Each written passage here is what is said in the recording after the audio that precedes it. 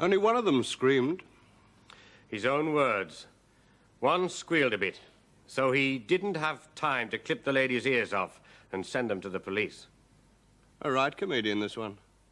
A real jolly Jack the Ripper.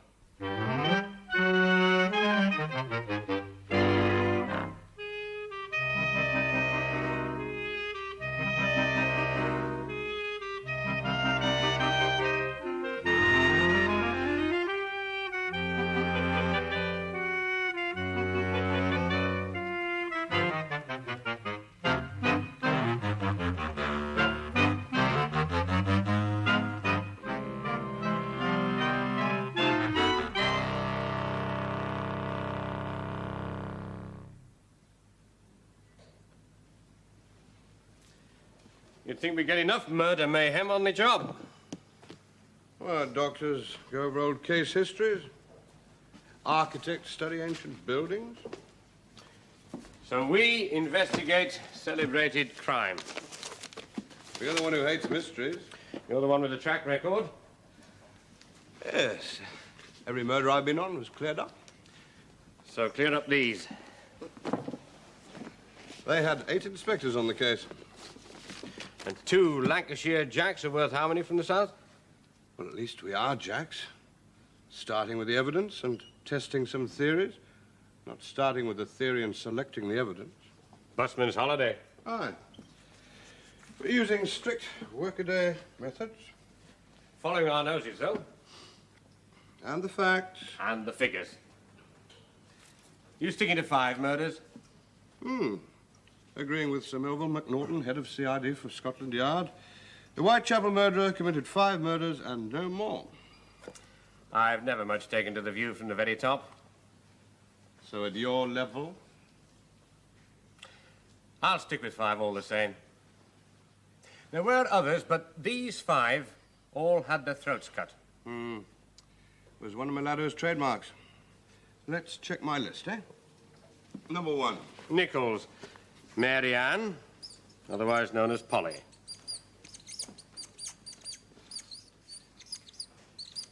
Date? Friday, August the 31st, 1888. Number 2. Chapman, Dark Annie.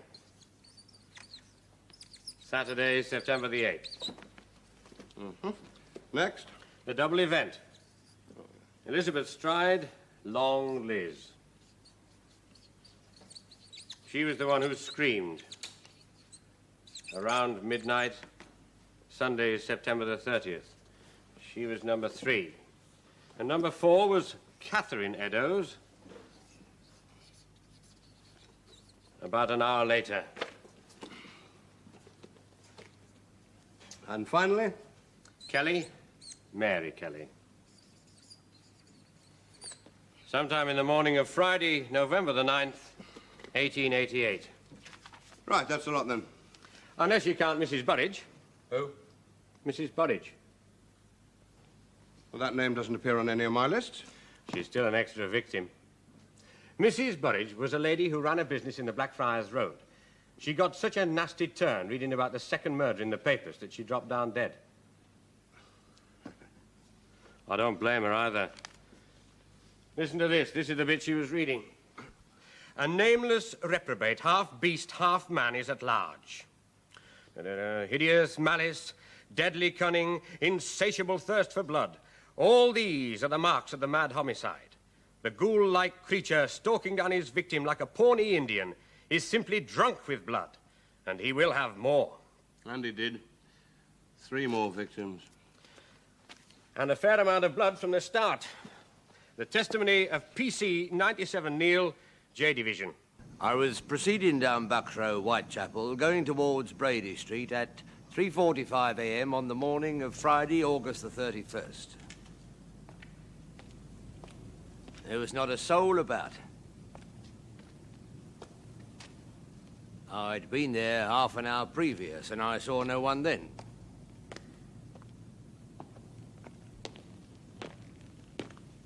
I was on the right-hand side of the road when I noticed a figure lying in the street. It was dark at the time, though there was a street lamp shining at the end of the row. I went across and found deceased lying outside a gateway, Ahead towards the east. The gateway was closed. Deceased was lying lengthways along the street, her left hand touching the gate. I examined the body by the aid of my lamp and noticed blood oozing from a wound in the throat. She was lying on her back with her clothes disarranged. I felt her arm, which was quite warm from the joints upwards. Her bonnet was off and lying by her side, close to the left hand. Her eyes were wide open.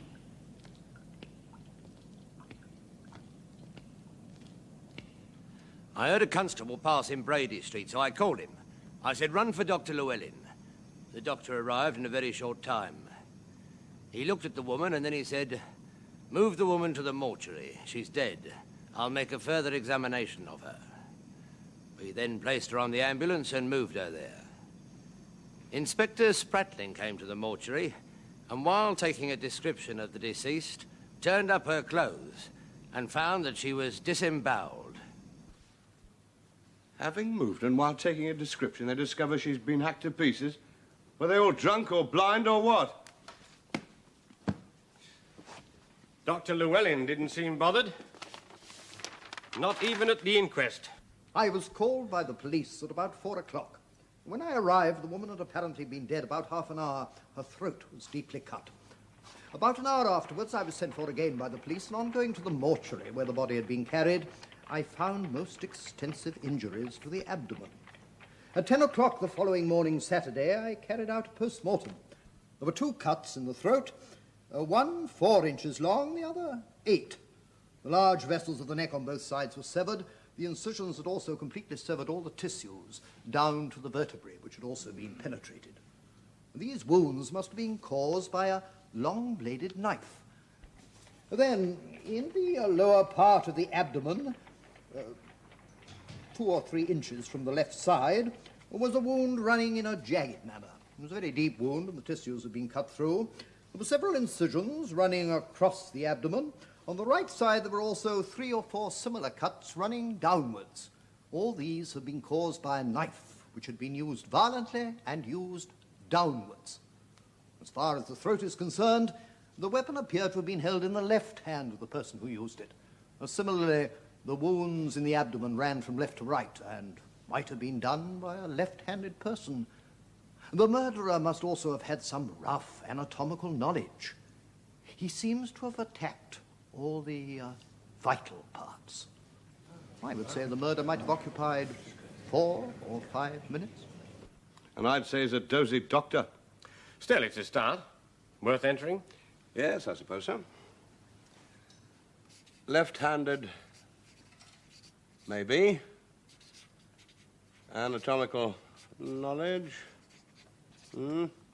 Strong. Strong left-handed doctor. Plenty of other people about with rough anatomical knowledge. You and me for a start. Aye. And some others who turned up a bit sharp. The first people on the scene, after I discovered the body, were 2 men working at the slaughterhouse opposite. They said they had not heard any screams. Too busy on other dumb carcasses, I suppose. Well, let's stay with them a mo. The bodies, I mean. Sort of mute witnesses. There might be a pattern in their injuries. Right, so victim number 2, Annie Chapman.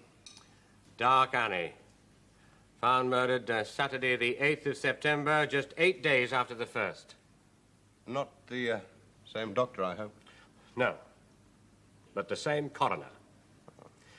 Wynne Baxter, with the inquest on Polly Nichols not even finished, has Annie Chapman on his hands as well. But a different doctor. Yes. George Bagster Phillips, 2 Spittal Square. I am a divisional surgeon of police and have been for 23 years. At 6:20 on Saturday morning, I was called by the police to 29 Hanbury Street and arrived there at 6:30. I found the dead body of a female in the possession of the police. The body was terribly mutilated. I searched the yard and I found a small piece of coarse muslin and a pocket comb in a paper case lying at the feet of the woman. They had apparently been placed there in order or arranged there. On the wooden paling between the yard in question and the next, there were smears of blood corresponding to where the head of the deceased lay.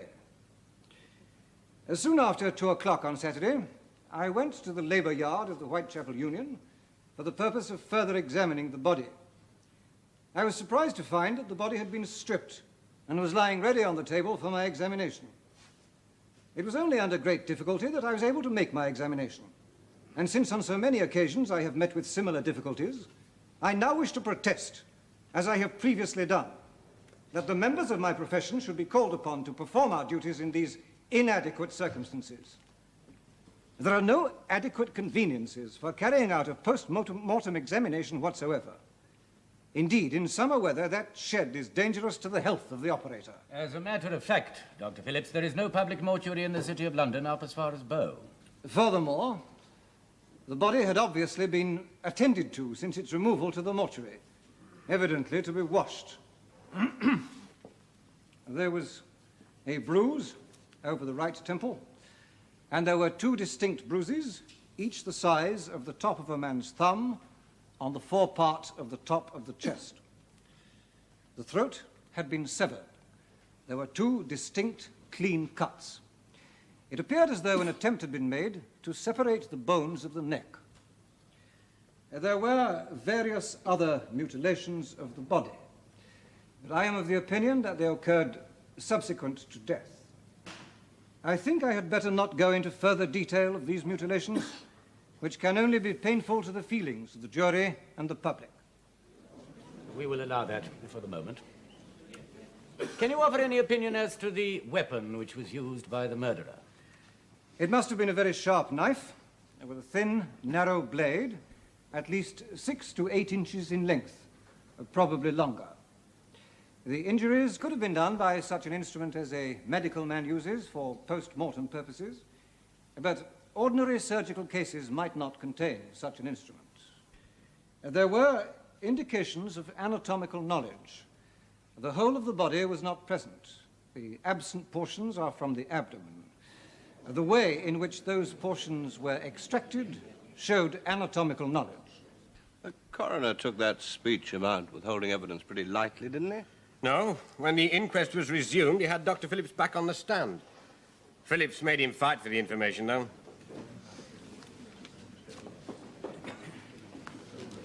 Dr. Phillips, whatever may be your opinion or objections, it appears to me necessary that all the evidence that you ascertained at the post-mortem examination should be on the records of the court, for various reasons which I need not enumerate. However painful it may be, it is necessary in the interests of justice. I have not had notice of that. I should have been glad if notice had been given me, because I should have been better prepared to give the evidence. However, I will do my best. Would you like to postpone it? Oh, no. I will do my best. Can you give any indication of how long it would take to perform the incisions found on the body? I think I can guide you by saying that I myself could not have performed all the injuries that I saw on that woman and effect them even without a struggle under a quarter of an hour. I still think it is a very great pity to make this evidence public. These details are fit only for yourself, sir, and the jury. We are here in the interests of justice and must have all the evidence before us. I see, however, that there are several ladies and boys in the room. I think they might retire.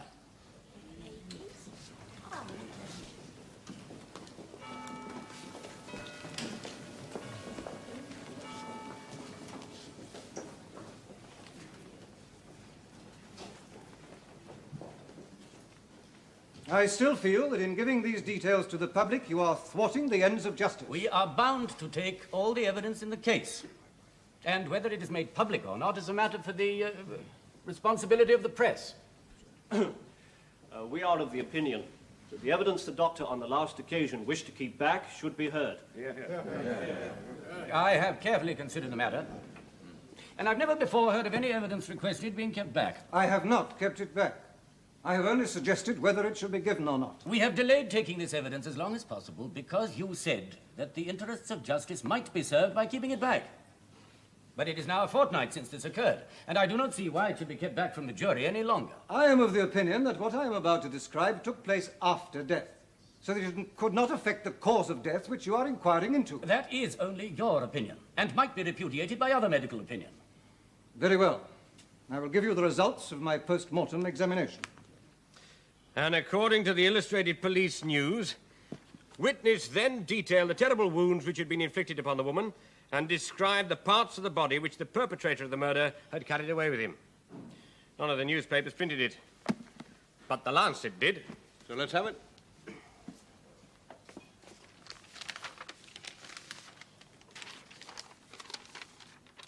I quote, "The abdomen had been entirely laid open, the intestines severed from their mesenteric attachments, I'm not quite sure what they are, had been lifted out of the body and placed by the shoulder of the corpse, whilst from the pelvis, the uterus and its appendages, with the upper portion of the vagina and the posterior two-thirds of the bladder, had been entirely removed.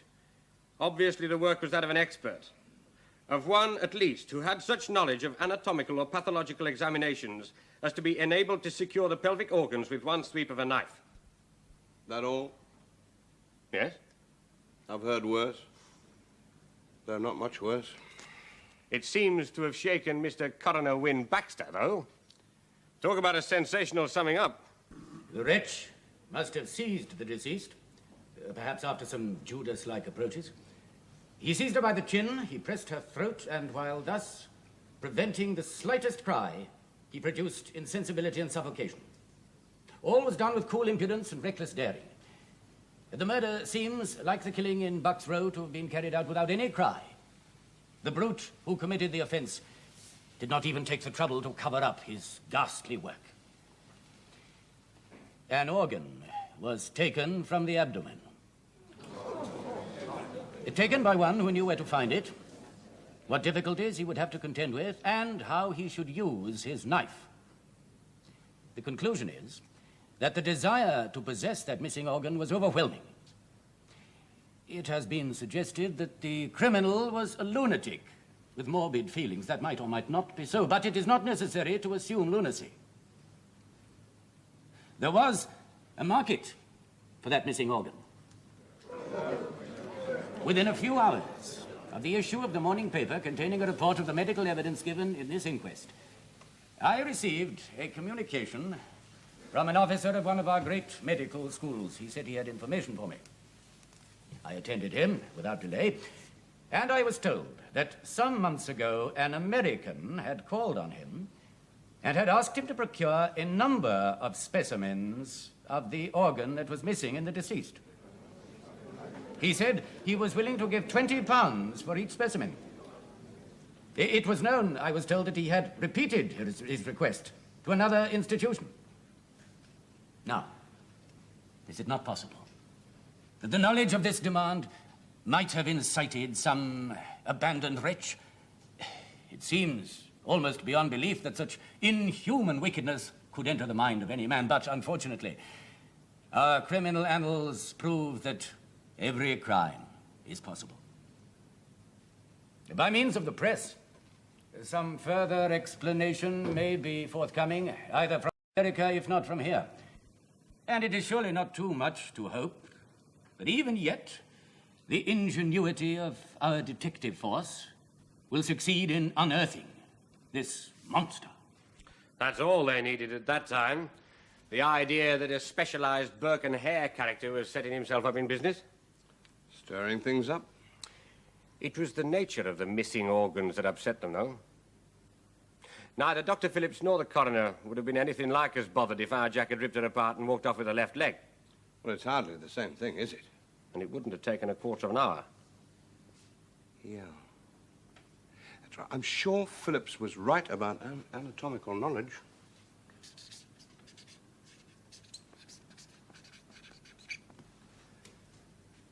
Yeah, there's a stamp about this murder, and that is confidence.